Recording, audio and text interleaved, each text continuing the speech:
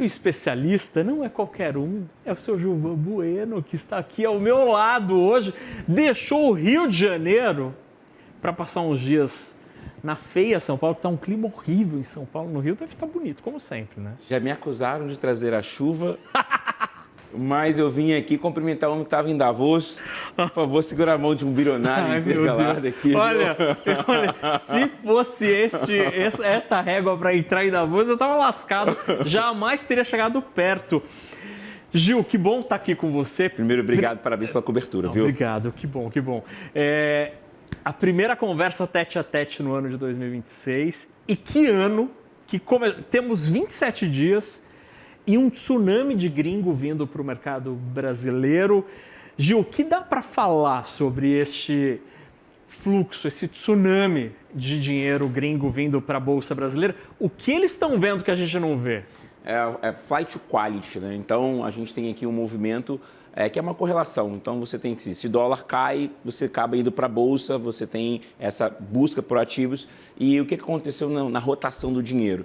Com o Donald Trump fazendo várias medidas, várias questões que traziam muita instabilidade, principalmente atacar o Fed, atacar os seus dirigentes do Fed, criar um confronto com a Groenlândia. Você vê, por exemplo, mandar um processo contra o Diamond pela questão do JP Morgan, né, de não abrir uma conta para ele. Isso trouxe muita instabilidade. Então, esses componentes fizeram os americanos, e principalmente a expectativa de queda de juros, olhar assim, olha, o que nós temos aqui de outras alternativas? Historicamente, um dos patinhos feios, né? Por que patinho feio? Eu sempre falo sobre isso. O MCI, que é o principal indicador de ativos emergentes, o Brasil não tinha uma participação tão muito relevante. Eu tive em Nova York com vários investidores em setembro e outubro e o Brasil não era uma tese dentro dos emergentes. Você olhava normalmente México, alguma coisa como a Argentina. E aqui vai lembrar muito esse rally, pode lembrar muito o que aconteceu com a Argentina quando você teve ali uma mudança política muito representativa e a Bolsa da Argentina subiu muito. Então, hoje você tem um fluxo aqui para o Brasil barato, o dólar caindo e muita coisa desvalorizada. E, Gil, o que o gringo gosta de comprar? Porque sempre quando tem um fluxo estrangeiro, a gente observa, e assim, pelo menos os papéis que reagem muito rapidamente são as grandes blue chips, né? Tipo Petro, Vale, Itaú, Bradesco, Banco do Brasil. São os mesmos de sempre que estão recebendo essa grana? Tecnicamente, a gente fala que são os múltiplos, né? Essa relação lucro versus o que vai gerar de receita e preço. Uhum. Então, historicamente, o Brasil está numa relação preço-lucro entre 11,9, que é um dos momentos de maior otimismo, mas nos últimos anos a relação preço-lucro está entre 8, 9, alguns momentos chegam em 7. Então, os gringos estão olhando muito essa relação preço e lucro assim, e colocando muito fluxo nisso aqui.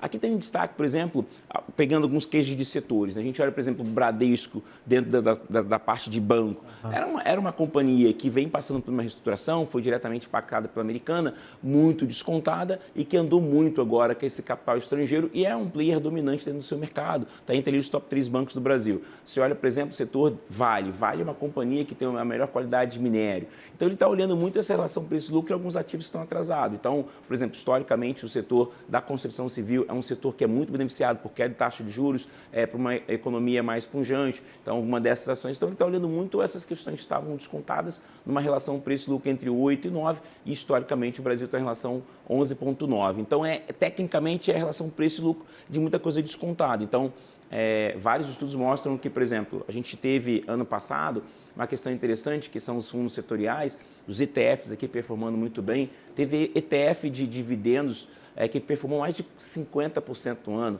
O BOVA, o BOVA11, que é o nosso primeiro ETF no Brasil, teve a rentabilidade de 34% acompanhando. Então, você teve vários indicadores, 40%. Então, os setores defensivos performaram muito bem e, como você disse aqui, as blue chips, algumas estavam atrasadas e dentro dos setoriais as small caps tiveram um retorno muito baixo, de 19%.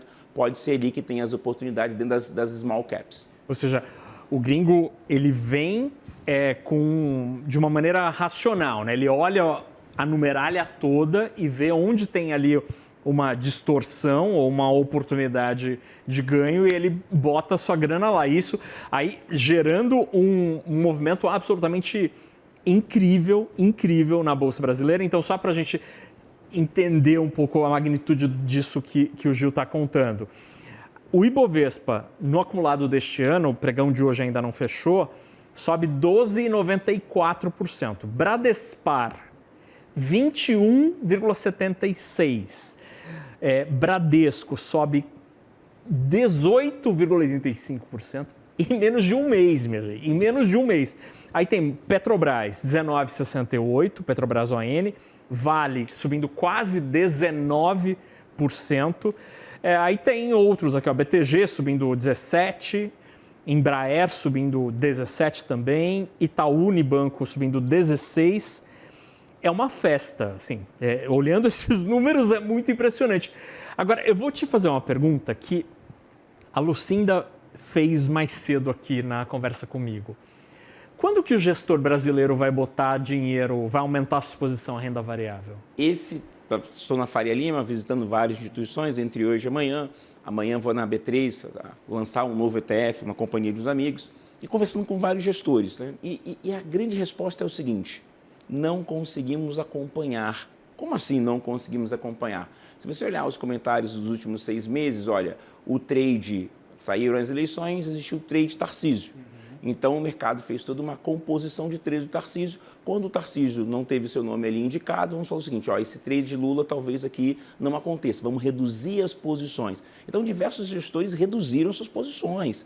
Para você ter ideia, olhando muito o fluxo do dinheiro, que é onde eu dedico minha atenção, o follow the money, o fluxo, né, que é o fluxo que faz aqui a grande valorização das ações, nós tivemos o melhor ano em fundos setoriais da Bolsa Brasileira, os principais fundos setoriais. 25.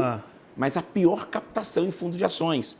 Então, muitos gestores... Nossa, que interessante! Um dos principais fundos setoriais deu 59% de rentabilidade. Os que ficaram ganharam, gente. Isso? Ganharam. E a captação foi negativa desses produtos. Você consegue imaginar que você teve o melhor ano de mercado de ações e a pior captação?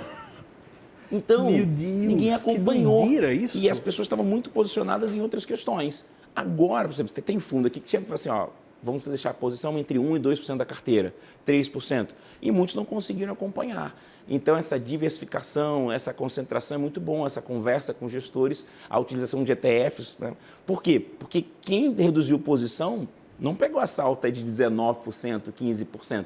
Isso é a maior lição do ano, 21º dia, 26º dia, 27º dia do ano. A lição é, as reduções reduzidas não acompanharam as grandes valorizações nos últimos dias.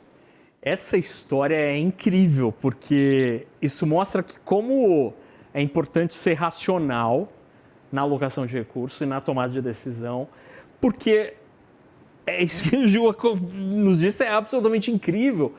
Carteiras setoriais dando um retorno de 50% com captação negativa, minha gente. Isso não faz o menor sentido do ponto de vista financeiro, é a galera rasgando grana.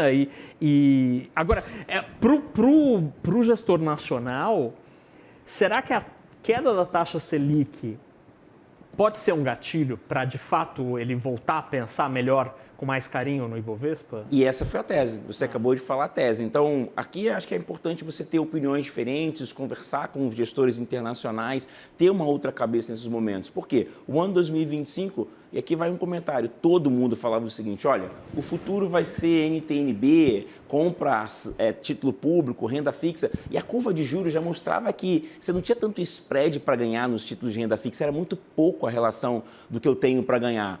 E os gestores de ações estavam ali indo muito bem, mas todo mundo falava, olha, é o ano da renda fixa, é o ano da renda fixa, é o ano da renda fixa. Logo, no primeiro semestre de 2025, era o ano da renda fixa, porque você tinha uma curva de juros com boca de jacaré em algum momento, sabe? Um descasamento de taxa muito grande. Quando a NTNB ela chega nessa relação de 7%, você, cara, acabou isso, não tem mais. Então, talvez era ali um momento de... Lógico, depois que tudo aconteceu com o retrovisor, é fácil falar, né? Esse até eu faria, como diria os comentaristas de futebol. Mas a verdade a questão foi essa. A gente ficou olhando muito para a renda fixa. O investidor brasileiro tem essa cultura de renda fixa, é um país rentista, você tem 1% ao mês, para que você vai correr fácil, risco? Né? E também é aquilo, a heurística, né? Nós tivemos muitas quedas, assim, porque todo ano isso é uma incongruência que acontece. Senta alguém e fala assim, vai ser o ano da Bolsa de Valores. Bolsa de Valores vai disparar. Aí acontece um back swan, bolsa cai, o cara fala, mas cara, não era esse ano, né? Então... fica essa discussão. Então... Mas o Gil falou aqui dos ETFs.